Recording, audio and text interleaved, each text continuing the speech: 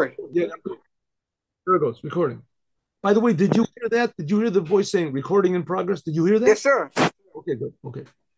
My father related, my father, this is the previous Rebbe talking about his father, who was Rabbi Shalom Dober.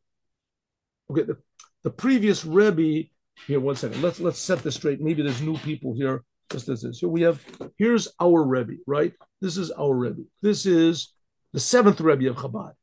Seventh Rebbe. His father-in-law was the sixth Rebbe of Chabad. Sixth Rebbe of Chabad. His name was Yosef Yitzchak. The Rebbe before him was only in Russia, lived only in Russia. He's buried there in Russia, in Rostov. That was the Rebbe Rishab, Rebbe Shalom Dovber.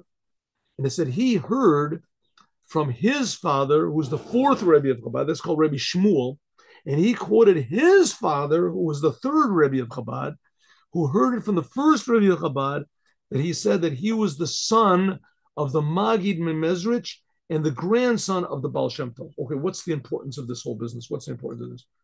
The Baal Shem Tov started the movement of Chassidut.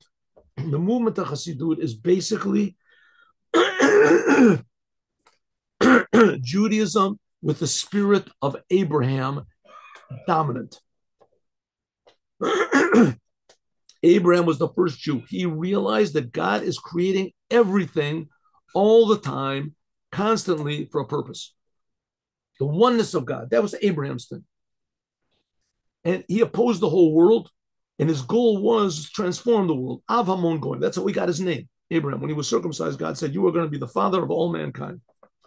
In other words, to educate the whole world that there's a creator that creates them, and he's creating them that everyone should go according to the Torah, the non-Jews, 7 Noahide commandments, and the Jews, the 613 commandments. That's Abraham. And as time went on in Judaism, this whole craziness, which was the gift of Abraham to the world, this craziness for God, he was willing to suffer everything and to serve God. Abraham had 10 tests, it said.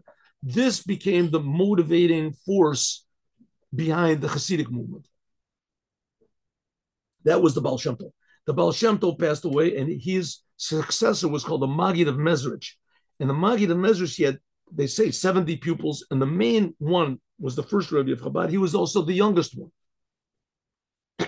So it says the Alter Rebbe was not a direct relative of the Baal Shem Tov, but he called himself the Baal Shem Tov's grandson, the inheritor of the spiritual message of the Baal Shem Tov, the soul of the Baal Shem Tov. The Alter Rebbe referred to himself that he was the one that contained it.